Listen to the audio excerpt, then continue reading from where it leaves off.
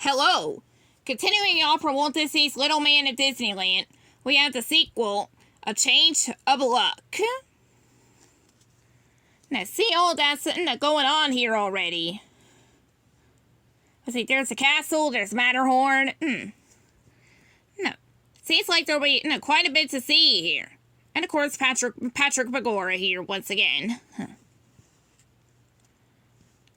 Now, what'll happen in this book? Let's find out.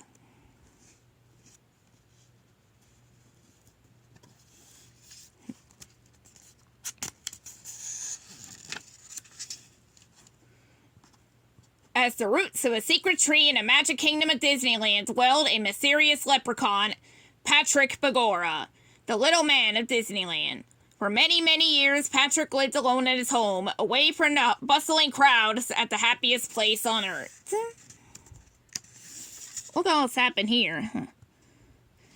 Everyone's wearing souvenir hats. There's a jungle cruise entrance. A Mickey balloon. We see lots of birds here. And is that the real Mickey or a plush toy the boy's holding?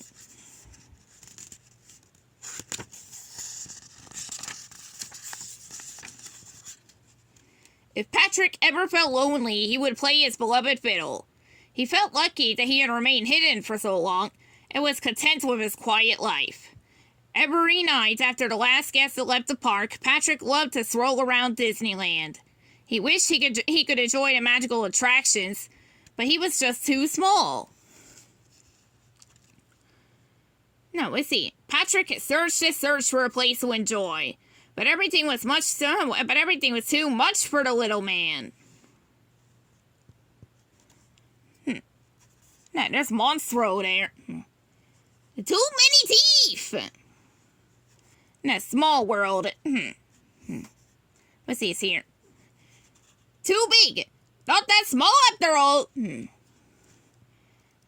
Space Mountain. Too out of this world. He's all dizzy for how fast the ride was. But he didn't mind the giant-sized treats. Early one morning, Patrick was heading home from one of his strolls when whoosh! A big gust of wind blew his hat, with his lucky clover right off his head. No! Not me lucky hat! He cried. Patrick leaped onto the hats, but the wind swept them both high into the sky. He lost his grip on the hats and landed, right in the middle of Main Street, USA. Without his special hat, Patrick feared his luck would change for the worse. Just then, Disneyland opened for the day, and eager park guests rushed toward Patrick. The wee leprechaun knew he had to hide, but he was scared stiff. Oh, Mickey and friends return. Suddenly, a white-gloved hand grabs Patrick and whisks him away to a nearby shop. He closed his eyes and shouted, "Put me down, you giants! I'll grant you 3 wishes! Now, just put me down!" Let's see. No. Oh boy, that's swell! But, are you okay, Patrick? Said a familiar voice. Patrick opened his eyes and saw Mickey Mouse, Minnie Mouse, Donald Duck, Goofy, Daisy Duck, and Pluto were all there too. They were thrilled to see Patrick. They had not seen him since the park was built. Patrick greeted the group and told them about his missing hat. "It's the source of all me luck." They offered to help, but he proudly declined. "I can do anything on me own." He started to leave. Worried for Patrick, Mickey called, "Wait! You still owe me 3 wishes. For my first wish, I wish you would let us help you." Now, Patrick groaned and reluctantly replied, "Granted." Hey, here's the Walt statue. The group began their search in front of Sleeping Beauty Castle.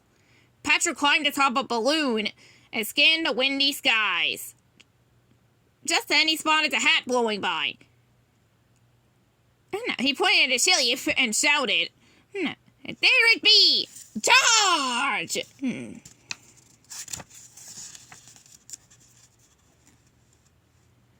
The team spent the whole day chasing the hat all over Disneyland. The wind blew the hat through Frontierland Adventureland, Fantasyland, and Tomorrowland. Until it was snatched up by the abominable snowman of the Matterhorn Mountain.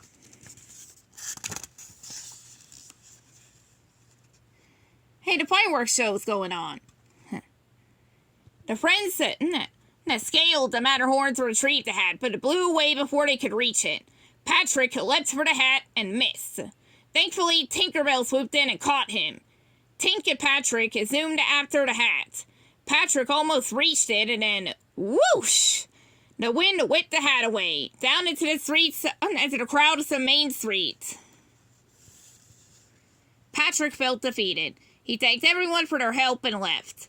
Patrick strolled all night and into the morning. He believed his luck had changed for the worse. He was sad that he'd lost his hat, but he realized he was more upset about leaving his friends. Mickey and the gang had been so helpful and kind, something he hadn't enjoyed all those years on his own. Just then, Mickey Mouse shouted, "Patrick, wait!" Mickey had found Patrick's hat, and it looks brand new. "It was trampled on Main Street," he explained. "So I had the Mad Hatter repair it, let's see, and stitch Patrick on the back. Now if it ever gets lost again, it will find its way back to you. No, I'm sorry, no, your lucky Clover is gone." "Clover or no Clover, I never felt so lucky having thoughtful friends like you in the gang, Mickey," said Patrick. There's Mad Hatter right there. And look at all these other hats, too.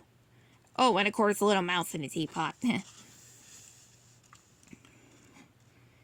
Mickey invited Patrick to go on another ride, but Patrick insisted that they were all too big for him. Mickey had an idea. "For my second wish," he told his friend, "I wish you would join me on one more ride." Patrick sighed. Granted. Mickey took Patrick to the Storybook Land Canal boats. The two cruised through the menacing jaws of Monstro the whale. The same whale Patrick had avoided before.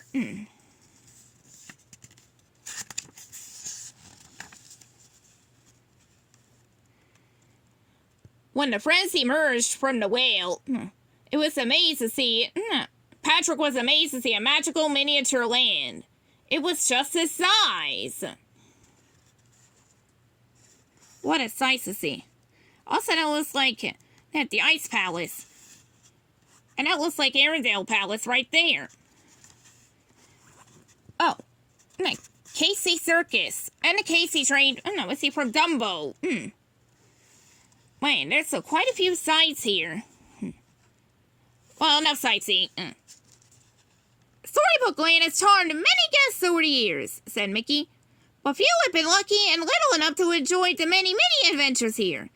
Few as lucky and as little as you, Patrick."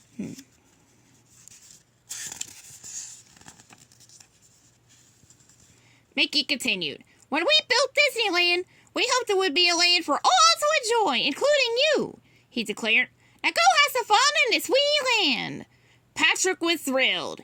He sprang out of the boathouse and adventures in Wonderland, Agrabah, the Diamond Mine, Toad Hall, Arendelle, and so many more.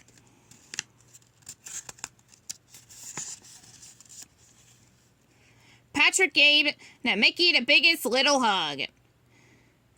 Let's see, "I've never felt so, lucky in all my life. This wee land is sure to be me happy place. How can I ever thank you, Mickey?" "Oh, gee," said Mickey.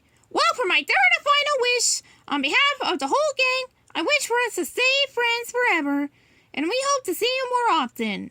Patrick smiled and replied, "Granted." Later that night, Patrick hosted a celebration, for all his friends in Storybook Land. Patrick played his fiddle for them to enjoy, except Donald, who kept pestering Patrick about his upcoming adventures. "Will you visit Cinderella's castle?" asked Donald. "No. Snow White's cottage, Pinocchio's village. It's a secret," Patrick declared.